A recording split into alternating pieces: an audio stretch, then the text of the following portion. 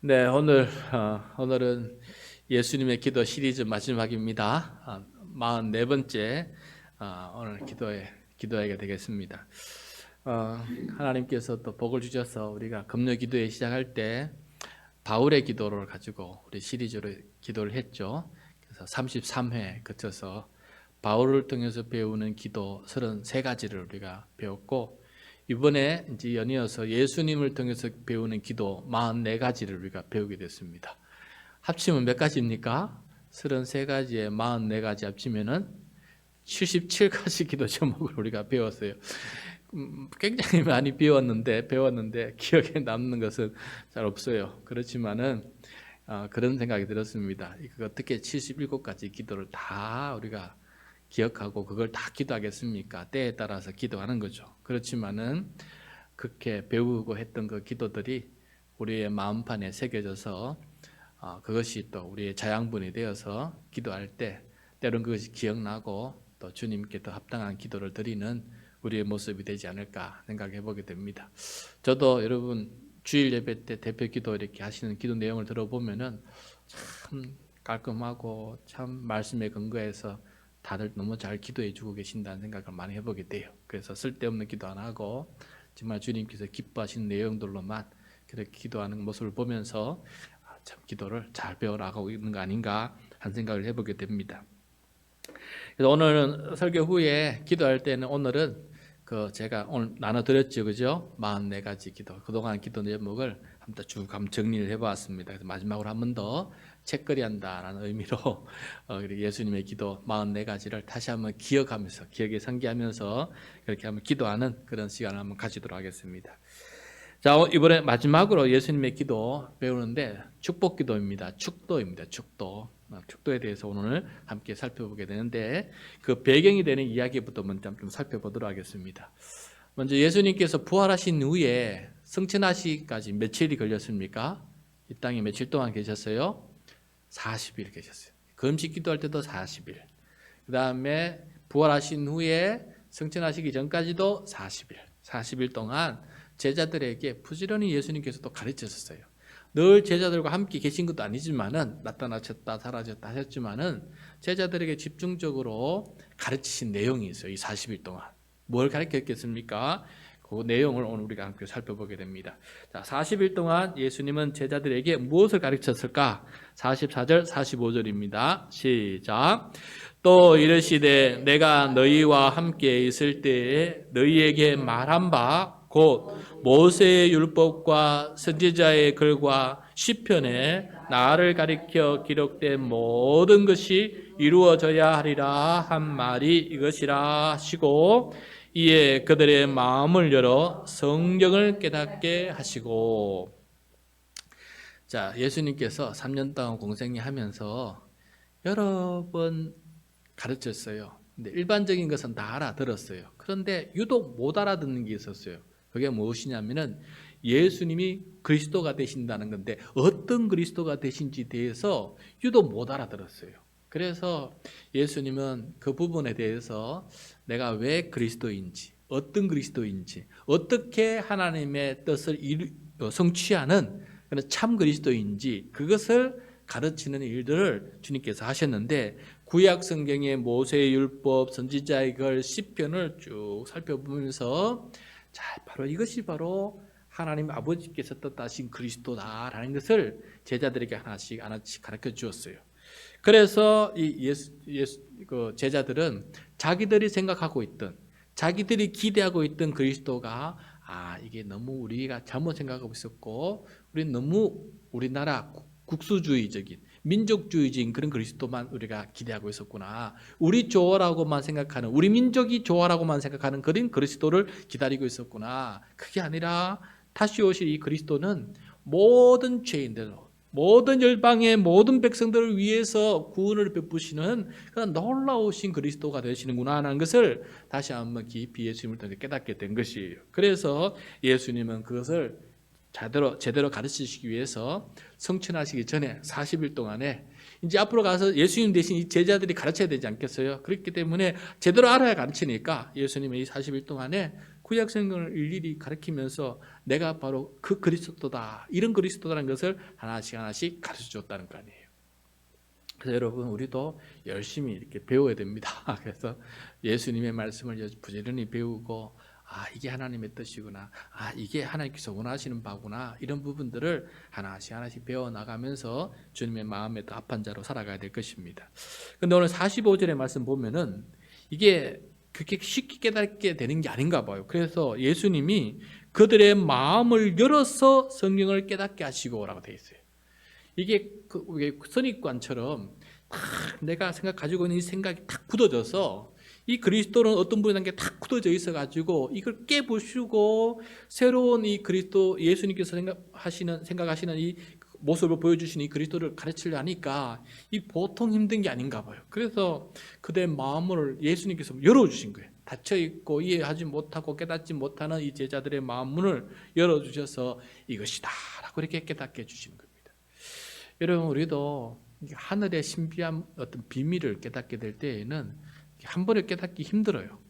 저도 우리가 얼마 전에 우리가 구원이란 무엇인가 김수영 교수님의 글을 통해서 뒷부분 제가 하지도 않았지만은 참 많은 부분을 얘기하고 있는데, 그 수준에까지 교수님께서 말씀하고 깨닫는 그 수준까지 가려 그러면은 이게 배워야 될 게 한두 가지가 아닌 거 아니겠어요?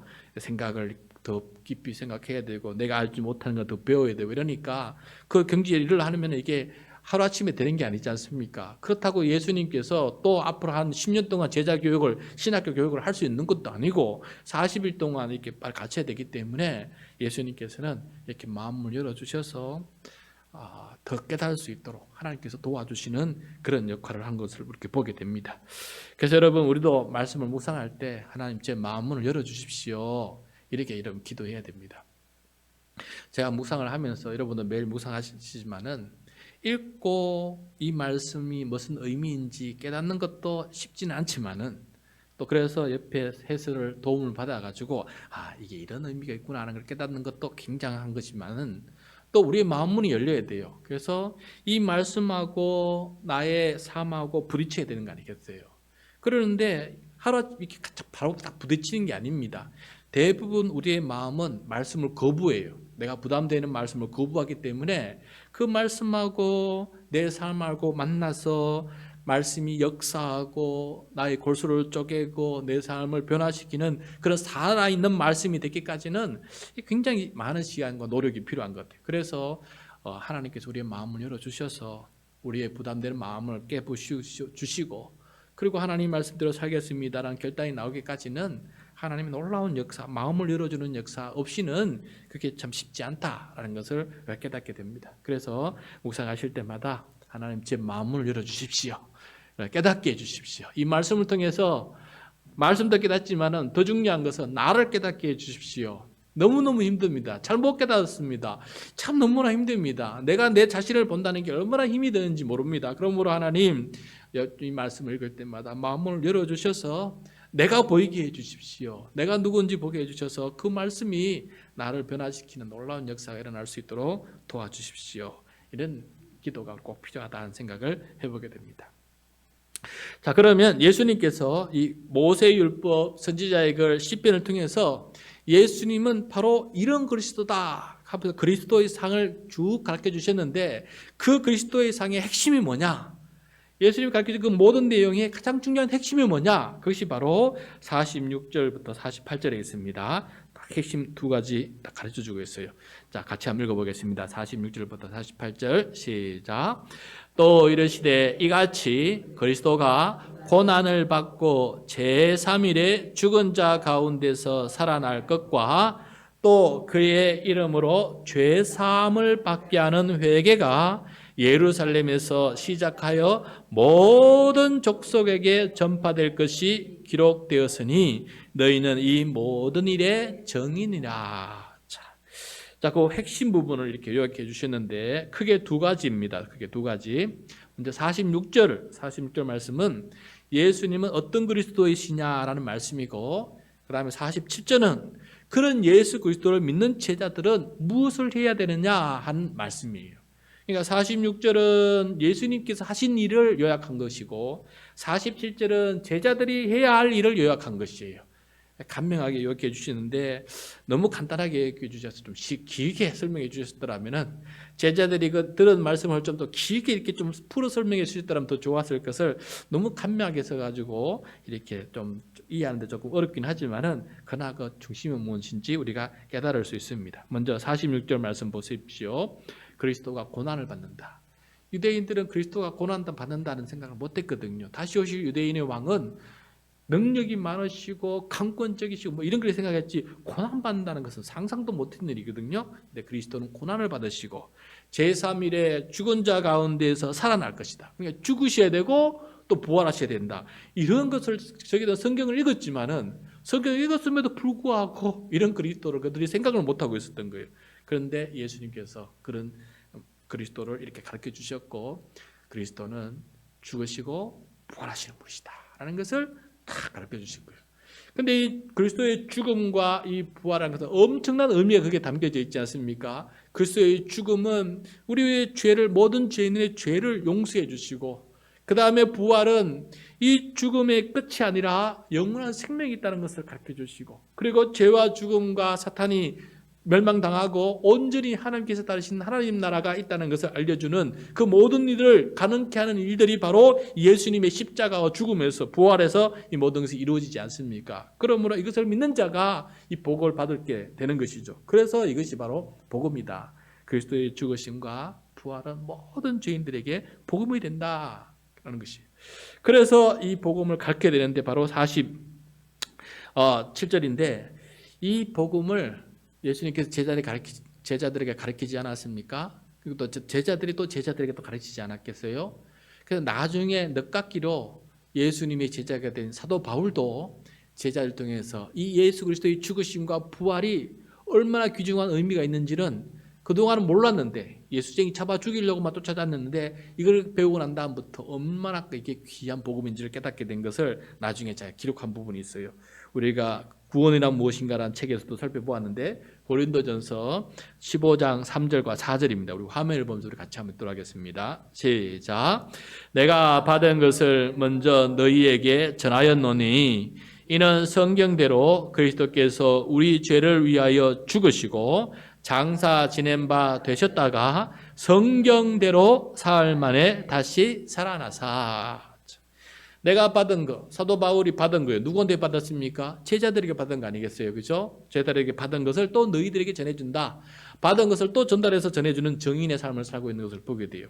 그런데 여기 보면 똑같지 않습니까? 예수님께서 말씀하신 대로 성경에 말씀하신 대로 그리스도께서 우리의 죄를 위해서 죽으시고 또 장사 지낸 바 되셨다가 성경대로 또 사흘 만에 다시 살아나셨다라고 사도 바울도 이 예수 그리스도의 죽으심과 부활을 증거하는 정인의 삶을 살고 있는 것을 오늘 보게 됩니다.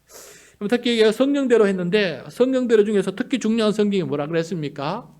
가장 중요한 것은 이사야서 53장이다. 그래서 우리가 주일날 설교 때 한번 이사야 53장을 다 읽으면서 거기에 고난받고 죽으시고 또 대속제물이 되시고 부활하신다는 그 이야기가 이사야 53장에 핵심적으로 가장 많이 증거하고 있지 않습니까? 그래서 우리가 그 부분을 우리 함께 읽었던 또 기억이 납니다. 자, 그래서 이 그리스도의 죽으심과 부활이 죄를 사하고 구원하는 복음이 되기 때문에 우리는 그것을 전하는 사명을 받았다라는 것을 말씀해 주고 있어요. 그래서 47절 말씀을 보면은 예수님은 예수 그리스도의 죽음과 부활을 통해서 이루어지는 이 죄사함의 은혜를 회개하면은 용서함을 받고 구원을 얻을 수 있다. 이 복음을 땅끝까지 전하는 그런 정인이 되라라고 제자들에게 이 정인의 사명을 주신 것을 보게 돼요. 자, 이제부터 아브라함의 언약이 완전히 이루어지게 되는 거예요. 성취하게 되는 겁니다. 네가 복의 근원이 되고 그 다음에 모든 민족에게 복이 될지라. 그러니까 이제 진짜 복을 받은 거예요. 복음을 받은 거예요. 이보다 더 좋은 복음이 없는 거예요. 그러니까 우리가 복의 근원이 된 거예요. 우리를 통해서 모든 사람들에게 전 세계 모든 사람들 통해 이제 이 복음이 전파되니 아브라함의 언약이 드디어 그리스도인들 통해서 성취되고 있다. 그 아브라함부터 시작했던 그 인류 구원의 계획이 바로 이제 교회를 통해서 이렇게 성취되고 있다는 것을 우리에게 보여주고 있습니다. 야, 이 복음을 전가하는 것도 참 어려운 거예요. 쉽지 않은 것 같습니다. 쉽지 않은데 또 복음을 전하는 일에 또 은사를 받은 사람도 있어요. 아주 잘하는 사람도 있어요. 그렇지만 우리 근본적으로 이 모든 이 정의는 여기 말씀 보면은 은사를 가진 사람도 있지만은 기본적으로 우리는 전부 다 정인이 되어야 된다는 거예요. 마치 이건 어떤 의미와 하면은 우리 아주머니 드시니까 주부들이시니까 다 아시겠지만은 전부 다 유명한 뭐 음식가 주방장이 될 수는 없어요.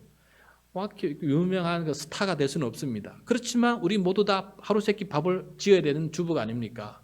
그것처럼 우리도 하루 세끼 밥을 지어야 되는 주부가 되는 것처럼 일단 이건 우리에게 주어진 모두에게 주인 정인이에요. 정인의 사명이에요. 그런데 스타가 되고 좋게 잘하는 사람이 있는 것처럼 또 이렇게 은사를 받아서 복음을 전거를 잘하는 분도 있다라는 것을 우리가 골고루 생각해야 되겠습니다. 자, 그런데 이 복음의 시작은 어디서부터 시작하느냐? 예루살렘에서. 왜냐하면 그게 성전이 있기 때문에 예루살렘부터 이 복음이 전파되어야 돼요. 그래서 갈릴리로 갔던 이 제자들이 다시금 예루살렘으로 와요. 예루살렘에 와서 예루살렘부터 그게 교회를 세우고 거기서부터 복음을 전하는 일이 시작이 되는 것입니다. 그래서 이 예루살렘 성에 머물라라고 예수님께서 명하세요. 49절입니다. 시작. 볼지어다 내가 내 아버지께서 약속하신 것을 너희에게 보내리니 너희는 위로부터 능력으로 입혀질 때까지 이 성에 머물라 하시니라. 네. 이 성이라는 것은 바로 예루살렘 성입니다. 예루살렘 성부터 여기서부터 하나님의 가장 중심지인 이제까지 하나님의 역사의 가장 구원의 중심지였던 이 예루살렘부터 시작이 되어야 된다라는 것을 말씀하시는 거예요. 여기서부터 온 땅끝까지 복음이 증거되어야 된다. 그러므로 너희는 이 성에 머물러 있으라라고 말씀하고 있는 것을 보게 돼요. 이 성에 머물면서 왜 이 성에 머물러야 되느냐? 일단은 나가지 말라는 거예요. 일단 머물러서 무엇부터 해야 되느냐? 아버지께서 약속하신 것을 너희에게 보낼 텐데 내가 지금 성천하면은 할아버지께서 약속하신 것을 아버지와 아들인 내가 너희들에게 보낼 텐데 그것이 너희 위에 능력으로 입혀질 때까지 이 성에 일단 머물러라. 시작하지 말고 일단 머물러라 라는 거예요. 이게 뭡니까? 성령 아닙니까? 그죠? 아버지의 영이시자 아들 예수님의 영이신 성령님을 아버지와 아들이 보낼 때까지 이 성에 머물러서 성령의 권능, 성령의 능력을 받을 때까지 기다려라 라고 이렇게 말씀하고 있는 것을 보게 돼요. 요한은 물로 세례를 주지만은 예수님은 성령으로 세례를 베푸시는 분이십니다. 그래서 성령 세례를 받을 때까지 기다려라. 복음 증거는 죽음을 그때 당시에는 핍박을 받는 상황이기 때문에 복음 증거는 그렇게 나가서 쉽게 할 수 있는 상황이 아니다.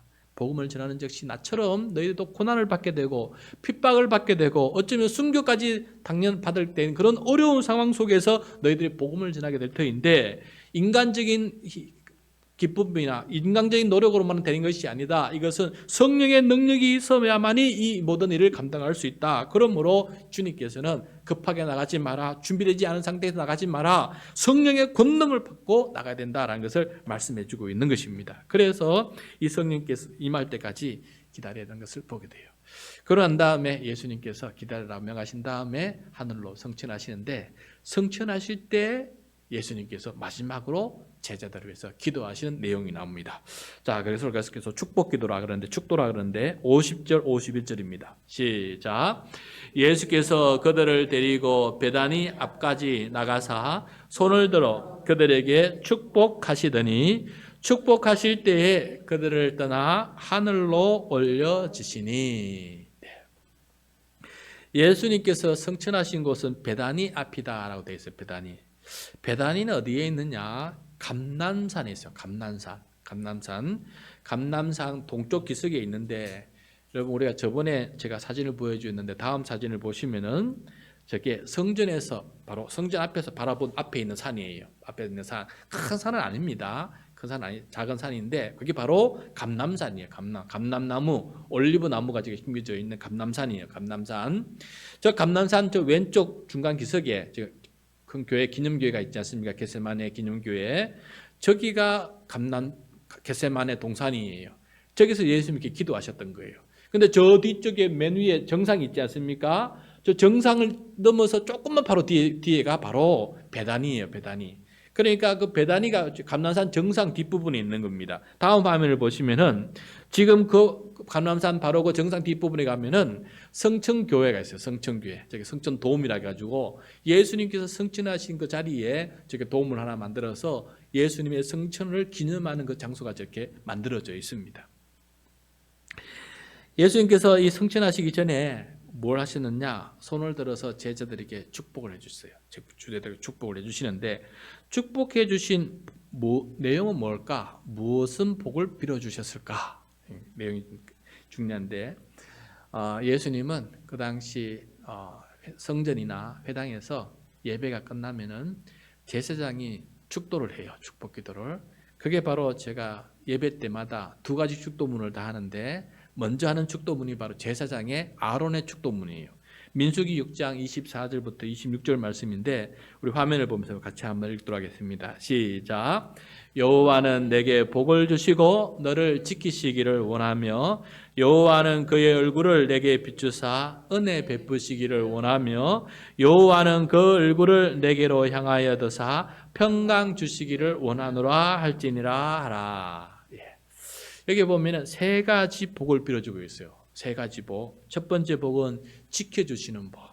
두 번째 복은 은혜를 베풀어 주시는 복. 세 번째는 평강을 주시는 복. 삼중적인 이 복을 제사장이 예배될 때마다 이렇게 축도를 했어요. 아마도 하늘의 대제사장이 되시는 예수님께서는 분명히 이 내용으로 축도하였을 것이다. 이렇게 얼마든지 우리가 짐작할 수 있을 것입니다. 그래서 여러분 이 내용으로 여러분도 주변의 사람들에게 늘 축복하시기 바랍니다. 여호와 하나님께 너를 지켜주시기를 축복하고 너에게 한량없는 은혜의 선물을 베풀어 주시기를 원하고 내가 하나님께 너에게 평화를 주시기를 원한다. 여러분 이게 구약 성경에 수많은 복들이 있지만은 그 모든 복 중에 복의 뿌리라 할까요? 복의 뿌리라 할 수 있는 것이 바로 이 세 가지 복입니다. 그래서 이 복에서 그냥 다른 많은 복들이 줄줄줄 맺히는 것처럼 저게 가장 중요한 복이다라는 것입니다. 이렇게 축도를 하셨을 것인데 나중에 사도 바울이 기독교적인 축복 기도를 새롭게 또 하나 만들었어요.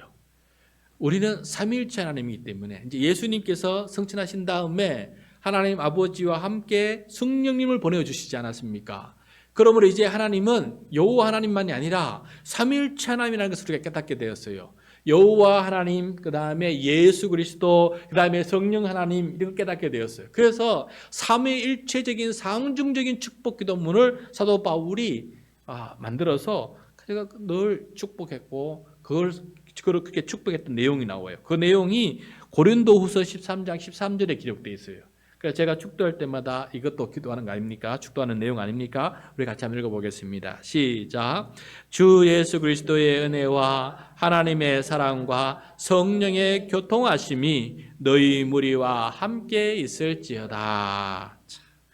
물론 이 축도문은 공적인 예배 선상에서는 목사에게 주어진 권세라서 목사에게 축도를 하지만은 그러나 여러분 개인적으로 가정에서 또 이웃관계 모임에서 친구들끼리는 얼마든지 이 말씀으로 축도할 수 있는 축복기도 할 수 있는 거예요. 그래서 주 예수님의 은혜가 함께 있기를, 그 다음에 하나님의 사랑이 함께 있기를, 그 다음에 성령님께서 성령님께서 함께 하시는 일, 놀라운 일이 함께 하기를, 그렇게 축복해 주는 그 기도는 우리 얼마든지 할 수 있는 거거든요. 그래서 요거는 우리 기독교적인 삼위일체에 근거해서 세 분의 하나님께서 한 몸이 되셔서 우리를 축복해 주시길 바라는 그런 기도문입니다. 은혜, 사랑, 교통하심.